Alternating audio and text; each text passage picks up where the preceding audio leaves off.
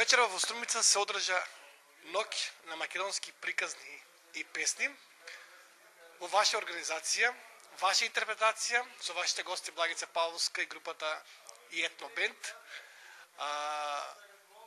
Збор 2 еве за ова вечер. Имавме прекрасни настапи. Според аплаузите публиката беше задоволна. Како ја видовте ви ова вечер? И дали вакви настапи, освен во Струмица, организиравте и на други места ширум нашата држава? Морам да кажам дека овде се поминав прекрасно и моите пријатели, музичарите и Благица го делат истото мислење, бидејќи ние сме настапувале секаде. Значи, јас помалку, бидејќи сум релативно помлад на естрадата, а Благица повеќе. Ова е публика која знае на едно ниво како што ние се представивме да прифати она што го правиме. Ноќ на македонски приказни песни е симбиоза од, како што видовте, од музиката, каде што имаме етно примеси и традиционална, баш чисти песни македонски и приказни. Јас мислам дека бевме успешни по аплаузите, како што ги рековте. Ќе ги видиме нели коментарите на профилите, но јас се надевам дека ќе бидат позитивни и дека ако имам некоја сугестија, бидејќи добив на мобилниот моја сугестија и ја прифаќам и е така, значи и навистина ќе додадеме уште повеќе смешни приказни, но сметам дека времето од 1 час е доволно, бидејќи времето на живење наметнува едно побрзо темпо, така да мислам дека 1 час е сосем доволно. Ноќ на приказни. Ова се вашите приказни, кои веќе стари македонски народни приказни, кои преку медиумите, преку телевизијата, во оние сериите од старите македонски народни приказни, публиката има може да ги видим. Вечерва е во жива интерпретација. Она што велиме ние, целта на ова ваша ноќ на приказни и песни е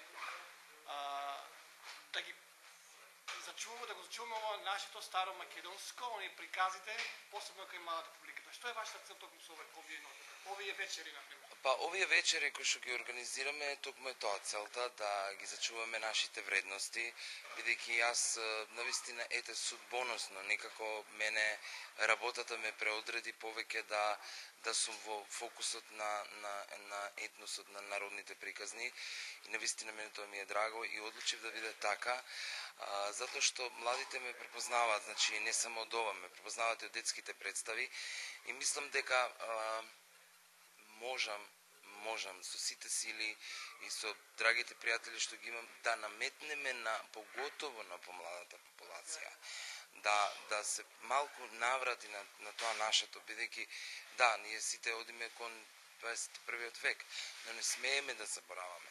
Бидејќи ако забораваме на она што е наше, ние се забораваме себе си во иднината. Порано да дојдеме да изгледаме ваква манифестација, да речеме концерт на етноинструменти и така натаму, или некоја убава театарска представа, отколку да сме на социјалните мрежи, каде што гледаме се и се што се случува, па во најмала рака сега што можев да прочитам на Facebook, иако сум јас 24, али тоа е преку мобилен телефон, педофили и такви работи. Значи, токму тоа ме испровоцира бидејќи јас и Благица се познаваме долги години, размислувавме, и токму тоа ни испровоцира да тргнеме со еден ваков караван. Што е она што ќе може твојата публика, поживателите да го очекуваат во наредниот период? Дали подготвуваш нешто друго? Па значи, еве јас со пријателите, нели, со музичарите одиме на турнеја низ Македонија. Значи, сме во неколку повеќе градови низ Македонија, преговорите се во тек, датите на некои се веќе закажани и се надевам дека јас и Александар наскоро веќе во преговори сме да заминеме во Австралија, каде што баш има интерес за вакво нешто. Се надеваме дека и Благица ќе оди, бидејќи сме тим, но веќе јас и Александар сме официјално договорени. А ново, па сезона, не знам јас ако одиме во октомври, ноември месец, сезоната ќе ја прескокнам, ќе почнам некаде од јануар. До здравие Боже, нели да си ги земеме визите и да одиме.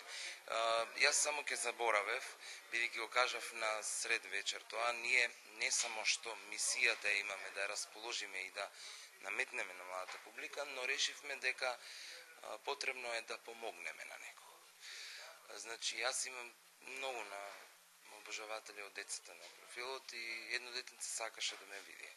Се сретнав и најдов на една социјално, психолошка тешка ситуација.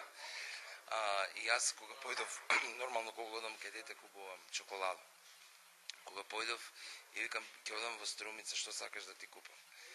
Чичко Сашо, да имам нешто да се облечам.